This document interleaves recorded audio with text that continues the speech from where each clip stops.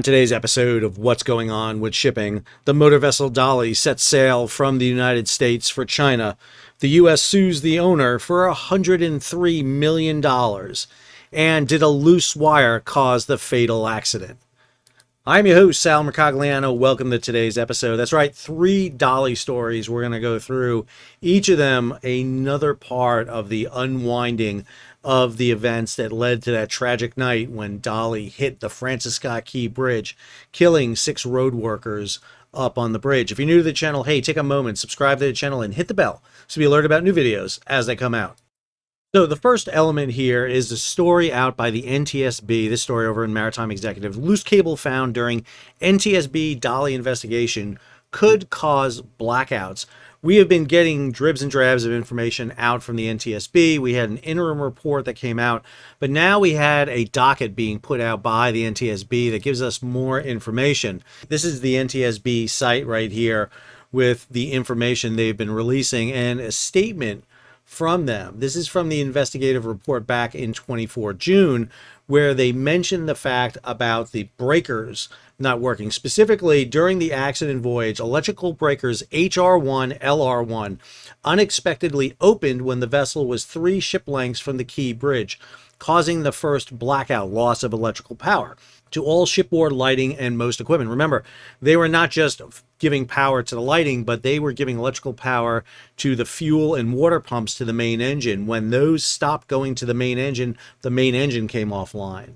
While examining and testing the vessel's electrical power distribution system and control circuitry, NTSB investigators, in coordination with the vessel crew and parties to the investigation, noted an interrupter in the control circuit for HR1's undervoltage release.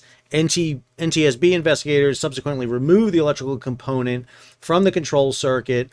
2 portions of a control wiring associated with the terminal block was also removed. That was the most recent one we had until this statement came out from the NTSB. This is their docket where they keep all the information, and it's docket number 11 here, engineering, Dali shipboard machinery examination and record of electrical testing. This was released on September 11, 2024. But in this document, it has this. So not to bore you with very excruciating details, but in the report, the HHI engineers, this is the Hyundai Heavy engineers, found that one of the cable cores that connects to a panel was loose. Specifically, this relay for the panel is used to determine when the distribution board, the main electrical panel, suffers a blackout. And what they found was that the cable was loosely connected. What this means is, and I'm going to avoid all the engineer details here. I'll have a link to the report, and those engineers in the audience, feel free to read. This would result in a 440 volt blackout without leaving any records in the sensor. So this loose cable could have facilitated the blackout that occurred. Now, I think there are other issues at play here, but this is what the NTSB on page 39 of a 41-page summary included, and a lot of people are jumping on this, as you will see. That brings us to the cases that have now been levied against Dali. This story over in Maritime Executive, U.S. files $103 million claim saying Dali was, quote, unseaworthy and, quote, jury-rigged. So this is the Department of Justice filing that is out, and I want to highlight on a couple of the key issues here in the report. So number one, it talks about the events that unfolded with the Dali on March 26, hitting the bridge. The U.S. incurred more than $100 million in losses and response costs. Number two, the tragedy was entirely avoidable. The electrical and mechanical systems on Dali were improperly maintained and configured in a way that violated safety regulations and norms for international shipping. That's the key. They're trying to show negligence here. The problem precipitated a power loss and then a cascading series of failures that culminated in the alleges.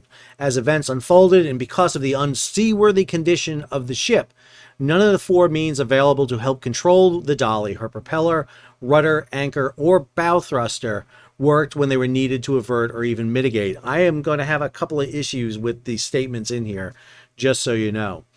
3, shortly after midnight, a Maryland licensed pilot boarded Dali. There's actually 2 that boarded. to guide the ship. After the captain assured the pilot the ship was in good working order, the pilot directed the Dali's movement into Fort McHenry Channel.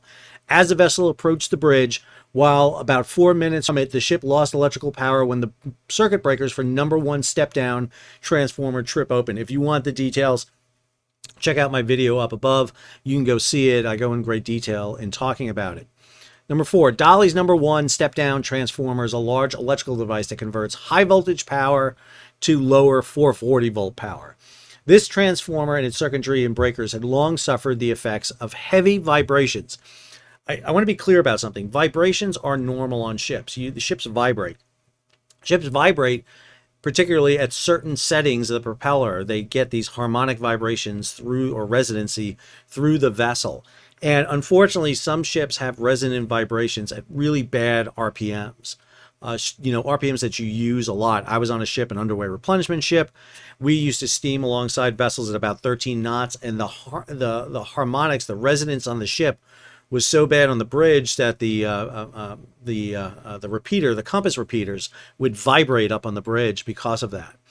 Goes on, transformer and circuitry and its breakers had long suffered the effects of heavy vibrations. Instead of taking steps to eliminate the source of excess vibrations, petitioners jury-rigged their ship. They retrofitted the transformer with anti-vibration braces, one of which cracked over time and had been repaired with welds and cracked again. They also weighted a metal cargo hook between the transformer and a nearby steel beam in a makeshift attempt to limit vibration. This is the makeshift vibration kind of dampener they came up with. They took a cargo hook, or a portion of a cargo hook, and kind of wedged it to prevent the vibration from happening. It is jury-rigged, yes. Is it unusual? I hate to say it, but no. We see this a lot on ships where they'll come up with contraptions like this. Should they have done something better? Probably. But it's not going to be unusual to see this. And as a matter of fact, one of the things that was noted by one of the previous chief officers was there was a near constant vibration on board in the engine room that actually would slacken the cargo hooks above the engine room. And so it was a constant problem, this vibration. 6, while the failure at the number 1 step-down transformer, all power stopped flowing to the ship's 440-volt distribution panel. Bridge and engine room went completely dark. The crew could not steer and the main engine stopped, which caused the propeller to stop turning. Now, what I haven't seen on the report here or anywhere is how fast that propeller stopped turning. Again, the power was cut coming from the ship service diesel generators to the distribution panel. That cut off fuel and water to the main engine. That led to the main engine coming offline. I'm not sure how fast the wind down is from a propeller spinning at about 60 revolutions per minute down to 0. Goes on here. At that point, the power should have transferred automatically to the backup number 2 step-down transformer within just a few seconds, while there was still ample time to steer away from the bridge. But the automation, a safety feature tailor-made for the occasion at hand, had been recklessly disabled. Okay, why was it disabled? So there's the main kind of generators. They feed into 2 kind of circuits that feed into distribution panels. They're using circuit 1. Circuit 2 could be available. The question is, why didn't circuit 2 trip on and start using it? Better yet, why weren't they using both? I mean, that's a big question. So they're making that argument. I also don't know that if you were able to flip power immediately, if the loss of fuel to the main engine and water to the main engine did not already kick it offline. That's a question that we need to know. The engineers were left struggling in the dark to manually reset the trip circuit breakers for the number 1 step-down transformer. This took them a full minute, waiting critical time to regain control. In the dark, there should be emergency lighting that comes on. Everyone has flashlights. They should have lighting available. Number 7. In the interim, Dali's emergency generator should have turned on automatically restored power. Maritime regulations require this to happen within 45 seconds. It doesn't. It takes over a minute from the blackout. This seems to have occurred because they did not put the fuel pump for the emergency generator in automatic. They had to physically turn on the fuel pump for it. If no fuel is going to that emergency generator, it's not going to turn on. And so that is a operations issue. That is, why is that? I don't know. That's going to be questioning the crew to find out. 8. When power is finally restored to the helm, the pilot, even though still without a working propeller, began issuing orders. Understand, if your propeller is not spinning at speed, your rudder has much less power. If your rudder is operating off the emergency diesel generator, it doesn't have the same ability to turn as fast. It is much slower. You have lost full control of maneuverability of the ship. Going on, the pilot would have had greater control of the ship, including the ability to slow down. They're not slowing down. Let me be clear. There's no way they're putting this ship full reverse in less than 4 minutes. It's not happening. I mean, I've talked to enough chief engineers who work on ships the size of Dali. That is a very tough process to go from maneuvering bell ahead to start bringing that ship going astern, especially when they've lost the fuel and the water pumps to it. But that never happened. Indeed, about a minute after regaining power, Dali lost power a second time. Again, this is the cataclysmic kind of shutdowns of power. 9. Second power failure was caused by petitioner's decision made to save money and for their own convenience to use a flushing pump to fuel the diesel generators that make the ship's electricity. Unlike proper fuel pumps, this pump was designed to be used only for the temporary flushing of pipelines when switching between different types of fuel. It was not designed to recover automatically from a blackout, a critical safety feature of the proper fuel pumps that the Dali should have been using. As a consequence, when the first blackout occurred, the flushing pumps turned off and stayed off. At this point, the diesel generators received fuel only from a small emergency pneumatic pump, not capable of providing enough fuel pressure. This goes on, dealt the pilot and the crew a second blackout. So I want to talk about this for a second. So in looking at the report by the NTSB, the newest one, they said that the number 3 and 4 generator, which they were running on, their 4 ship service diesel generators, they're running on 3 and 4. 3 and 4 are reserved for operating within the United States ECA, Environmental Control Area. When you're within the environmental control area of the U.S., you have to burn a certain type of fuel called marine gas oil. Basically, it's glorified diesel fuel like you would get at a service station. It's heavier. It's not the same. But it's a very unique type of fuel. The fuel pumps on Dali have to deal with 3 different types of fuel. They got to deal with marine gas oil. They got to deal with very low sulfur fuel and high sulfur fuel. Because Dali has a scrubber system, they can burn high sulfur fuel. The scrubber gets the sulfur out of the exhaust going through the stack. Every time you use different fuel, you've got to change filters in your fuel pumps. What Dali seems to have done here is set up a dedicated fuel pump, this flushing pump, to provide fuel for generators 3 and 4 only when they're in the United States. Every other time they use the main ship fuel pumps to provide fuel for generators 1 and 2. So the problem seems to be here is that they did not have the requisite pump available to pump fuel. It worked fine when everything was working. But in case of an emergency within the ECA, the Environmental Control Area, this pump suffered because it could not get the fuel to the generators, and this may have been the resulting cause for the second generator or second blackout failure on board the vessel. That is new, something we have not quite seen before. 11. Facing a dire situation, but still 2 minutes from impact, the Maryland pilot gave an emergency order for the Dali to release the port left anchor in the hopes of pulling the vessel away from the bridge. Because the Dali's anchor was not ready for immediate release in an emergency as required by law, nothing happens. By this time, the ship finally dropped anchor less than a half a ship's length from the bridge. It was too late to have any effect. All right, I am going to question that a bit. I was a deck officer. There are 3 mechanisms that keep an anchor from falling. Number 1, there is a physical kind of brake, a hook that's hooked to the anchor to prevent it from falling. That should have been released. That should not be on because that takes some time to get off. The second thing is usually the brake, which holds the anchor in place. And then third is the clutch engaged to hoist the anchor back on. Okay, they're saying the anchor was not prepared for immediate drop. What do they mean? Typically, what you would do is you would release the hook off the anchor chain, so that's not on. You would have the brake on, holding the anchor, and then you may have the clutch engaged. You don't want to ride with just the brake holding the anchor, because if that vibrates, comes loose, you're dropping the anchor. So usually you have a second element on there, the riding pole, the hook, the clutch engaged. Something is on there to make sure there's at least 2 methods to prevent you from accidentally dropping the anchor. Let's be clear. they dropped the anchor. I mean, there was a crew member on the bow who did drop the anchor. It's not like in movies where you press a button and the anchor falls. It takes a minute. You're going to be sure before you drop the anchor you've gotten permission. And based on the TikTok we have, that's not the first thing. They waited until the second blackout to drop the anchor.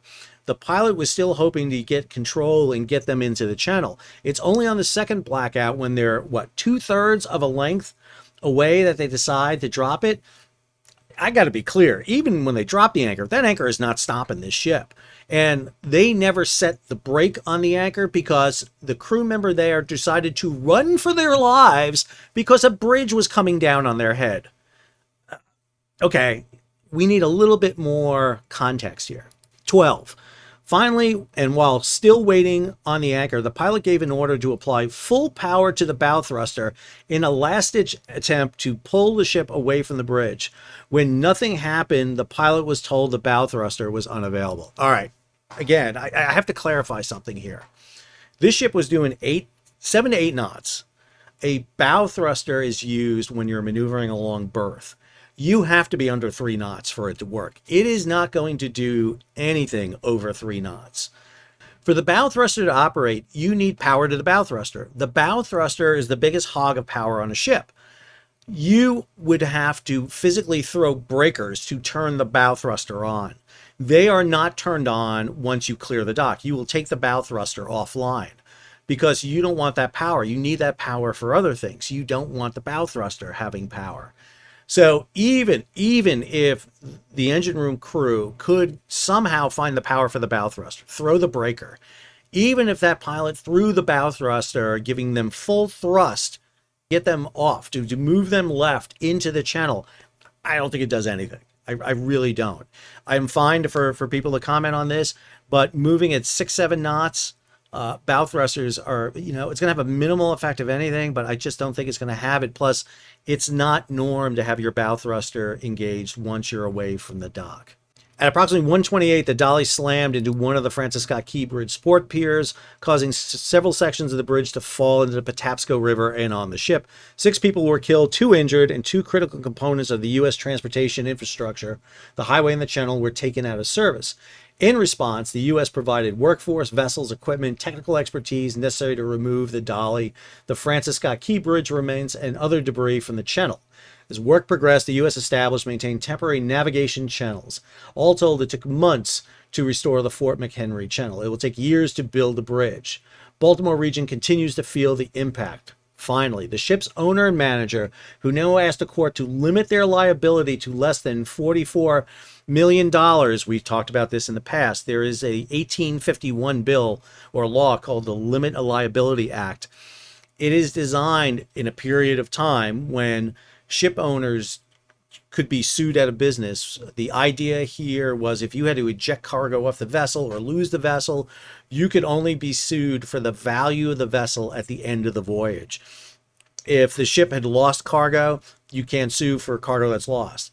If the ship is lost, you can't sue the owner for anything because he lost the vessel. When Titanic sank in 1912, it used this act to prevent. The only money left to sue the Titanic had wasn't White Star, it's the Titanic itself, and the only thing left at Titanic were the lifeboats. So there were several $1,000s to get money from it.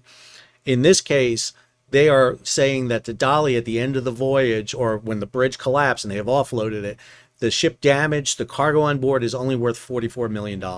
Therefore, that is the limit they're trying to set. Goes on here. An ill-prepared crew on an objectively unseaworthy vessel to navigate the United States waterways.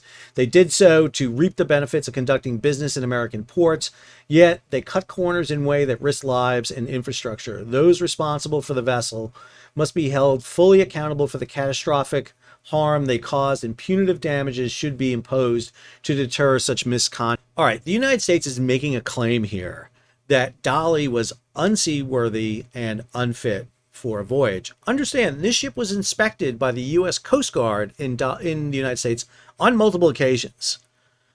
We do this on a common basis. 86,000 ships a year make port calls in the United States.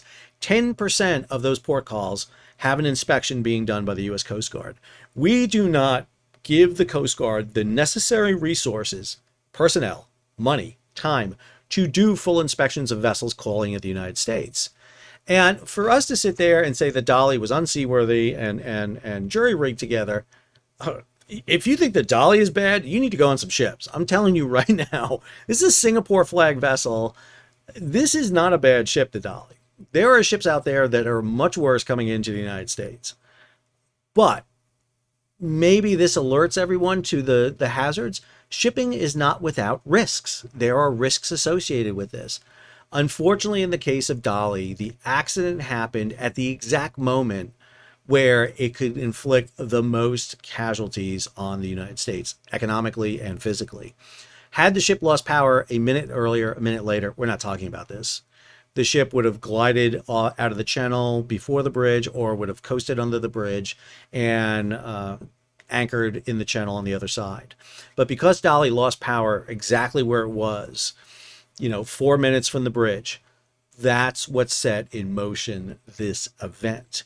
And again, I think that the U.S. is making a lawsuit against Dali. They have to do something because of the loss of lives and the impact this has.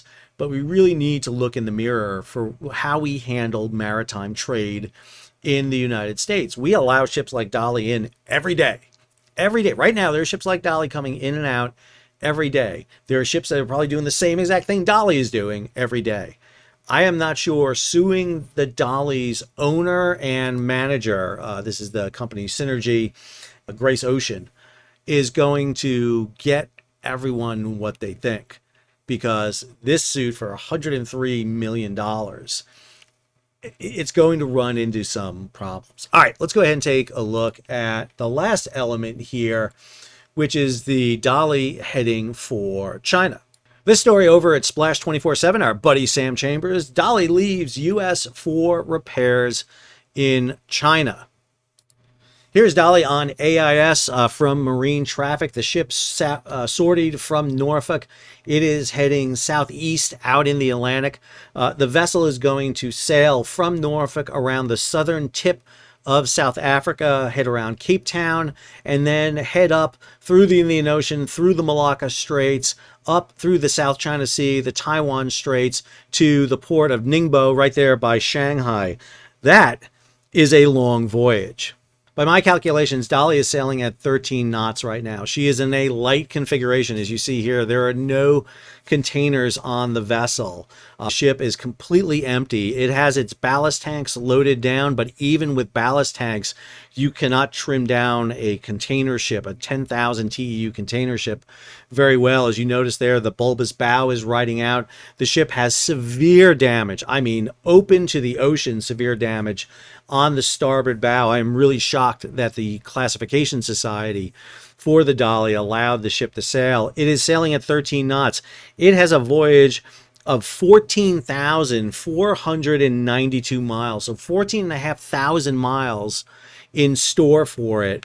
At 13 knots, assuming it can maintain that, that is 46 days and 11 hours. That puts the ship getting into Ningbo in early November, right around November 4th. Obviously, if this vessel encounters wind, waves, any sort of seas of any kind, it's going to have to seek shelter for fear that it can start flooding down forward. It is going to be a miserable ride on this vessel. That bow sticking so far out of the water is going to cause it to roll. I mean, roll bad up forward. It's going to pitch. It looks fine here in the flat calm off of Norfolk, but when you get closer and into rougher waters, it's going to be a bear of a ride. Not exactly sure she'll be able to maintain 13 knots. You'll notice there was no issues here on her departure. She's sailing under tug escort. The U.S. Coast Guard, along with a fireboat, was on station with her. This is a really long voyage. They are not going to go through the Panama Canal because they don't want to pay the cost to go through the canal. The ship is empty. This would come just out of the pocket of the ship owner. So they're going to take the long voyage around. They'd rather burn fuel than pay for a Panama Canal voyage. They're not going to go through the Suez and the Red Sea, obviously, because of the Houthi. So instead, they're going to take that long voyage all the way around. This is from Channel 10 Wavy News. They were on scene to catch this. You see she's hooked up to a stern tug at this time. They're not even going to get a lot of efficiency out of the prop here because the stern is so far out of the water. You're going to get a little bit of slip there from that prop as it goes through. Some still images of Dali coming out of the port of Norfolk there. Man, these ships are not good looking when they're empty. They're really not. You can see they're basically just a hull. And then you have the superstructure here, the bridge. The reason you have the bridge that far forward is because the stack of containers up here, so that you have to be able to see a certain distance off the bow. So you have to raise this up. If this was all the way back aft, like you do on a tanker, it's fine because you don't have the containers on deck. But here you have it. Here's the stack for the vessel because the ship's engines are all the way back aft. You want the engines back aft, so you don't want a long shaft. You don't want to eat up cargo space in your holds right there. Here she is coming out of Norfolk, and you just see that bow damage. Man, she is just not in good shape. It's amazing how much that starboard bow is open due to the bridge. You can see the full bulbous bow here out of the water. And then if you really want a great image, here's one of her coming past the carrier docks. CVN 69, that is the Dwight David Eisenhower. That was the carrier that was out in the Red Sea for a long period of time. And then CVN 75, that's the Harry S. Truman, probably going to be the next carrier that deploys overseas. Here's Dali coming out. Dali's about the same size as those carriers in terms of length. But you can see her coming out, 3 tugs on her as she's sailing out of the Hampton Roads region. So real big update on Dali, lots of information there. Really interested to see what happens regards to the NTSB investigation, that loose wire. Does that play a role? Harmonics, the vibrations of the vessel. Obviously, if the NTSB says there are issues with the maintaining of the vessel, that plays into the U.S. lawsuit. I think the U.S. lawsuit really needs to start talking to some merchant mariners out there, because some of those statements you got in there are going to be refuted. I'm sorry. I can't help but sit there and tell you that. Anyone can come back and sit there and say, listen, this is the standard procedure for anchors. This is what we do with bow thrusters. You need to do a little bit more due diligence there before you make a case like that. And that goes to understanding the merchant marines. One of the reasons we bring you what's going on with shipping, to bring you some knowledge. And hey, if I said something wrong, and let's be clear, I say things wrong all the time. Why? Because I'm human. That's why. Put them in the notes. Let's go. Let's get a discussion going. Let's learn from each other. I love discourse. It's why I put these videos out. And then the ship is heading to Ningbo. She's going to go into a shipyard in Ningbo. I'm going to be really interested to the repairs. One of the things that I discussed in a earlier video was, are they going to do the repairs like they did with Ever Given when Ever Given arrived in the shipyard in China? When Ever Given arrived, she had damage to the lower part of her bow, the bulbous bow section. They had an entire new section ready when she arrived, so that when she came in the dry dock, they cut the bulbous bow section off, slapped in the new one, hooked it up with the bow thrusters, and away she went. I'm going to imagine there is a section of the bow waiting for Dali when she arrives in China. They'll just cut that bow section off and slap down a new module on top of it, and she will be out to sea in no time at all. Ever Given is out there right now with her name sailing. Dali will be the same. This is a 10-year-old vessel. They are not scrapping Dali. She's going to be back out there doing service again. I hope you enjoyed today's episode. If you did, hey, take a moment, subscribe to the channel and hit the bell so be alerted about new videos as they come out. Leave a comment, share it across social media, and if you can, support the page. How do you do that? You can hit the super thanks button down below, or head on over to Patreon and become a monthly or yearly subscriber. Till our next episode, Sal, signing off.